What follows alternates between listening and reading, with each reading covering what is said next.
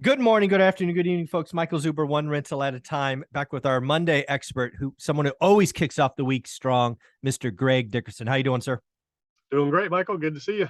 I just want to call it out. I do this all the time with you. Our experts take this seriously. They come back every week for you. And as you can see, Greg is on the road, right? He's doing his thing. He's looking at deals, opportunities. And this hour is important. So he comes back. Greg, I want to thank you for being here for years, coming back Monday and just always helping the channel. So thank you very much. Yeah, man, it's a lot of fun. It's good to be here. And yeah, just pull over in between meetings and stops and knock it out. There you go. Well, I got to talk about Friday. Friday was a big day. Jerome Powell, in 8 short minutes, whacked the tippity top 1% for $78 billion. They had a bad day. Mr. Jerome Powell walked up and kicked the stock market in the nuts, which is something I've been asking for months. What did you see? What'd you hear? What was your reaction when you saw that 8-minute speech? Yeah, I thought it was great. It was perfect. He came out, he was on point, reiterated what all of the other board members had said all, last couple of days leading up to that, or the couple of days leading up to it. And he sent the message that he is serious. They are serious about inflation, that they're not worried about a recession. Even if the country ends up in a recession, they're still going to do what it takes to get inflation down. Inflation, I can't remember the exact phrase, but basically the people at the lower end of the spectrum are affected and hurting the most from it. So he's basically telling everybody, look, those of you with means, you're just going to take it on the chin until we get it down for those that don't have means. Mm-hmm. And, they said, hey, rates are going to stay high. We're not at neutral. We're going to continue to hike. I think the biggest takeaways were that rates are not going to be coming down anytime soon. They're not backing up. They're going to hike them and they're going to leave them there. And they're going to let whatever be done to get inflation down and under control, and they're not going to reverse because they know if they do, inflation is going to spike right back up. Yeah, I thought there was a lot in that 8 minutes. The first thing that I thought was interesting is if you go back to the preceding two Fed meetings, right, where he does his 60 minutes of Q&A, it always felt like to me he was talking tough, but he always had a comma. It was like, hey, I'm going to do this and this, comma, but will be data dependent, or but we're near neutral, or whatever. He first and foremost got rid of all commas. It was like, period, in the statement, we are hiking rates. Rates are going up. Rates are not coming down. This nonsense of a Fed pivot in the short term ain't happening. Don't plan on it. So again, I think rates are going up. The other thing I thought was interesting was there's more and more talk for the first time, at least I'm seeing, about the Fed funds rate, Greg, going to 4%. 4%. What does that do to the 10-year? What does that do to mortgages? Could we see 7.5? Yeah, and that's the other thing. So bond rates are up today, and yeah, if Fed fund rate goes to 4%, bonds are probably going to be at 5%. And if bonds are at 5%, then yes, you're going to see mortgage rates go up, and you'll get into the upper sixes, low sevens. The other thing too is, so people are tracking what he said, and he said raising and hiking, like I don't know how many times, and there's little charts and graphs that people did on it, but he said inflation 40 something times. Wow. And the interesting thing about what he's talking about is it's not just consumer prices, it's assets. He wants asset values to come down. They need people to feel less wealthy so that they can destroy demand across the economy. And one of those areas is housing. They're very concerned about housing because it's way out of control. And they understand, we're in the biggest bubble we've ever seen in all assets, and they got to do something about it so they can regain some semblance of credibility. And that's why he kept the talking points so far on script, because they've lost all credibility. Even now, a lot of people don't believe he's serious. A lot of people think he's still going to pivot. They think they're still going to reverse course. The other thing that they did not do is they did not address the balance sheet at all. Yeah, not once. Yeah. And for everybody watching, if you want to know what reduction of the balance sheet does to the markets, go look at 2015, 2016, go look at 2017, 2018. And it was the same time of year. And it was September, October, November, and the markets, sold off and started falling off a cliff. And treasury yields went through the roof, because when the Fed says unload the balance sheet, that means we're going to sell treasuries into the market. and they've been the biggest buyer of treasuries. They've been the, the 800-pound gorilla For in the sure. treasury market. So And if they start mortgage-backed, unloading, let's be clear, mortgage-backed security started. It was both of those. You're absolutely right. yeah, and mortgage-backed securities, we talked about it, I think, last week. A lot of people say, oh, the Fed's still buying, the Fed's still buying. They're not still buying. It takes a month or two for those to clear Yeah. from the last purchase. The balance sheet roll-off is going to begin in September. So we're still a month away Yeah. from the roll-off, but they have not been buying anything. Yeah. They're the roll. Yeah. September 1st, it doubles, right? They stuck their toe in it August 1st, very small, but it doubles. It starts going full tilt in September. So when I go back So to there's gonna be a lot of pressure on rates in the housing market here over the next couple of months. I think they're just going to be uphill from here towards the end of the year. Mhm. The housing market can tend to want to cool during that period anyways. Yeah. So yeah, it's gonna be interesting fall and winter for the housing market and for the stock market. Yeah. So let's talk about rates. Then we'll talk about housing. Then we'll talk about stocks and crypto. So kind of rounding up Jerome Powell, basically what he's saying, and I'm going to take him at his word. But the good news is we'll know September 21st is 3 weeks away. And that's the next Fed meeting. He has to deliver 75 basis points, or people are just going to say, we don't believe you. It is one thing to talk tough, be succinct, clear. But if you don't follow through, the market won't trust you. The market obviously was caught off guard Friday. You don't have a 1,000-point down day if you expect him to do what he did. They didn't expect it, but he has to follow through. So we'll see in September. I'm not so sure it was so much a surprise as it was just algorithms kicking in. Okay. And yeah, I think, and it was probably 50-50 from what I've been reading and listening to. Half of the market thought that he was going to come out and be hawkish. The other half thought he would be softer. So I think all it was we had a nice bear market rally fueled by that neutral statement that he made. God, It yeah. reached oversold. Rallies go higher than you think they will, but it was in line with previous big bear market rallies of 2008, 9. Yeah. Going back to the .com. I mean, it was in the range of those before it rolls over. So I think people just pushed that momentum as far as they could, and now they're just unwinding because it's oversold, and they know that the Fed's serious and liquidity is going to get drawn, and now we're just it's an orderly unwinding. So. Yeah. And who knows? Maybe Powell's short, right? So yeah, maybe. Yeah, exactly. he's got some short positions on we don't know about. And then the last thing, talking about Powell, was I think generally speaking, people now believe the most they can hope for is a pause, right? I think they're going to take rates up and on a pause, all right? Because there was the betting market pre-Friday had a cut in Q1. That is now out of the window. So I think you're right. I think the biggest game-changing thing is not only rates are going higher faster, which he has said, he's basically taken the whole idea of a cut off the table, I think. So now let's talk about housing. As you know, housing is seasonal. We have just left the hot season. We are entering September, which starts to cool down. There's a lot of people talking about a housing crash in price. Some of that has happened on a month-on-month basis, still up year on year. I actually have a very sneaky suspicion that rates will go up. As I've said, I think they're going to go to 7. But I actually think inventory is going to shock people, and it's going to go down, not up, because more and more people are going to be like, I'm not going to sell, right? Part of a transaction, as you know, Greg, is a willing seller. And we're going to be entering the winter season, which generally is slower. Lots of people feel like they missed the top, so they're just going to say, I'm going to stay put. Also, they're not going to trade up because they're not going to go from a 3% mortgage to a 7% mortgage. I think we're going to actually end the year with lower inventory than we have today. And I think that's going to shock the market. What do you think? I don't know. I mean, if it goes up to 7, you've got a lot of home builders delivering product that they have to finish. They have to bring it to the market, and they won't be able to sell it at the price they want. So it'll be interesting to see, what that number is in the pipeline. I mean, I think it's close to 1 million, that they need to finish up and bring to the market. So it depends on how that works. But as far as the resale market goes, people don't have to move now like they did before for jobs, this, that, and the other. A lot of people, John Burns put out a thing. What is it? 60% of the mortgages out there are less than 4%. 73%. 73. Yeah. 73% of the mortgages are 4% or less. So that's somebody that doesn't have to sell. They can rent it. They can do whatever. They can just, and again, housing is not like you've got to live somewhere, right? And there are so many people I will agree with a lot of people out there. There are a lot of people that would like to sell. They want to reap equity. They want to get their money. But here's the deal. They're not going to sell and cash out because rent is crazy. As you know, it's going up, up, up, especially for single family homes.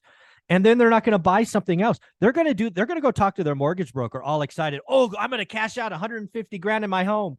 I'm going to move to this nicer area. I'm going to get a 7.25% interest rate. Are you freaking kidding me? My mortgage payment's going to go up 270%. No, thank you. We'll Yeah, stay put. unless values come down, so then it's a wash, right? So if values can come down, if inventory can stack up, and every market's different. Some markets are, starting to see inventory stack up. Other markets like mine, there's nothing, Nothing. and Yeah. stuff is still selling quickly, and not multiple offers, not getting bid up. They're selling for less than what asking price is, and we're seeing price reductions. But the interesting thing, there's a couple of YouTubers out there talking about, the housing crash is Yeah. coming because of new builder inventories and debt to income ratios. There's one channel out there talking about these debt to income ratios, and it's just silly. People are not going to leave their house or let that house go if No. they've got a 2, 3, 4% mortgage. They're going to keep that. They're going to let the other stuff go. They'll default on a car, they'll turn it in, they'll default on credit cards, they'll work it out. So the whole debt to income ratio out of whack, whatever they're saying, it's like 40% or whatever. That's just silliness. That's because a lot of people have taken on huge car payments, which drives it up. Yep. I mean, the average car payment $750, and I think most people are paying over $1,000. Yeah, I saw that, like $1,100. I'm like, what are these people doing? They're buying new cars and just making the payment. It's just, because you can finance them forever. And gosh, it's just, it's crazy. You're right. And it's not happening in housing. It's just not. Yeah. So that whole debt to income ratio thing is silly. Inventories are still down. So the housing crash people out there, they're way off the mark, and they're doing it just for views and things like that. And the data that they're showing, it just doesn't line up. And I'll tell you, one of the best people to watch is Logan, Motoshami. Yeah, he's awesome. I've had him on the channel. He's awesome. Yeah, he's on it. He's got the charts, and he's showing you it's just not possible for a housing crash at these inventory levels. No. It's just not possible. And you and I have talked about it. And you need rates to go at the 7% to kill demand in the housing market, because that will kill demand. Yeah, it'll kill demand. And then over time, weeks, months, quarters, inventory will stack up. And eventually next year, again, for me, I'm still battling with Greg. People are calling for a price crash in November. I can't believe people are calling for a price.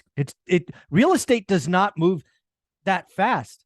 We will likely have people calling for a melt up in the markets by November, that we're going to go to the, 50,000 on the Dow and these stupid numbers that S&P is going to double by the end of the year. I mean, people can call for whatever, but they're not backing it up with any real data that makes any sense. It just, you look at the environment we're in, but, it's a very odd time for the housing market. I mean, it's an incredible time for the housing market. And you've got this dichotomy going on where builders are pulling back. You're going to have some inventory come on the market. They can cut those sales and sell them and just get rid of them, get off the books.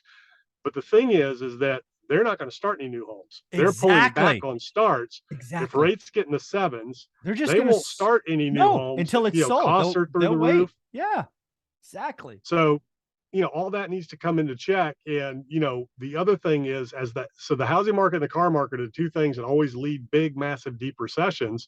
So even though the housing market itself is going to stay strong and healthy, the transaction volume is going to go way down. It already is. And that's all of the extra money reverberating through the economy that's going to contribute to more economic slowdown. Exactly. So even though you have a housing market that's still strong and not crashing or collapsing, the economy of the housing market is in serious recession. Yeah, I totally agree with that. Actually, Logan is actually putting out there. Logan and I communicate on Twitter, and I've talked to him a bunch of times. The housing market is in a recession today. Transactions are already down 30%, which is commission and inspections and all of that. New home construction sales are down 20%. What I asked him yesterday is, Logan, it's cute that all these people are calling for a housing recession. I asked him, I should pull up my Twitter feed. I said, Logan, when can we say housing's in a depression? Because I think housing is going to fall like 1981, 50%. I think new home construction falls 50%. And I think existing home sales fall 50%. And all of this is going to shock people because you won't see huge national price declines. You'll have cities like Boise and Phoenix who got stupid, but nothing national. CoreLogic agrees with that. They're calling for a 4% year-on-year price increase. So again, I think things are going to be flat. I just don't see it. And again, I want to go back to my earlier comment. I'm going to call right now at the end of August we will have less inventory in December than we have today because so many sellers won't sell. It's going to be wild to look at. Well, in the holidays, people pull their house off the market anyways, so inventory levels Exactly. always go down towards the end of the year. People are going back to school, the holidays, this, that, and the other. So yeah, inventory should ideally contract just by natural course of markets and how Seasonality. they work. Yep.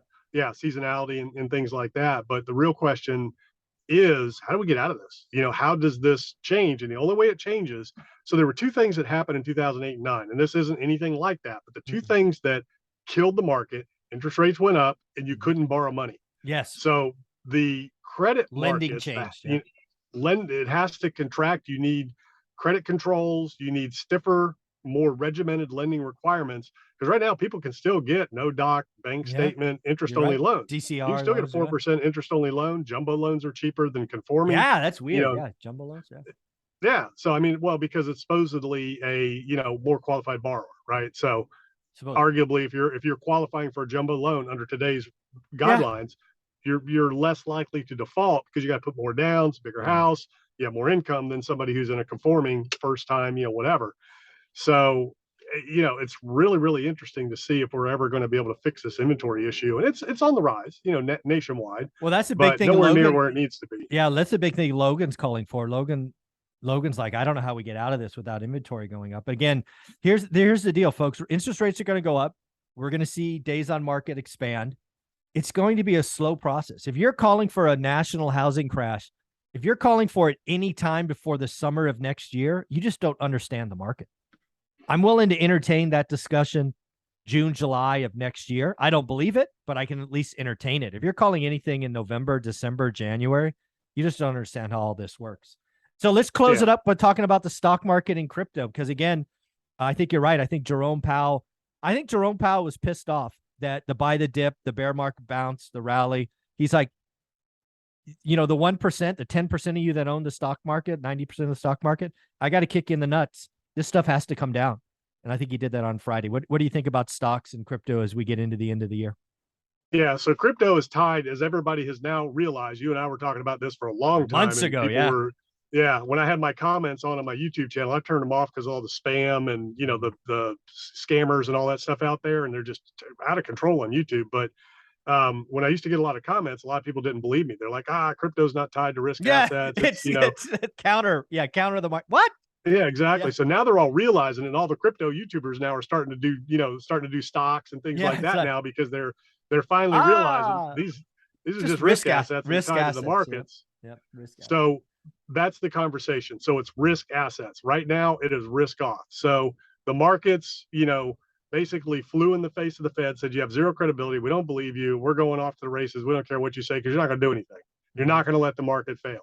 What the Fed came out and said, now, what they said is one thing. What they do is another. Yeah, they came out last week and Powell said, we're serious. I don't care what the market does. Do your thing. We're staying the course.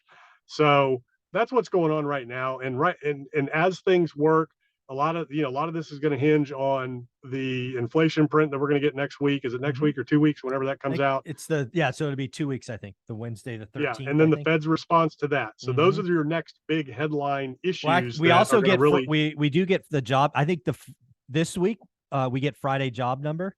I think that'll be a big deal because last month, remember, jobs were expected like 250. They came in at 500 plus wages went up. I think Friday's a big number.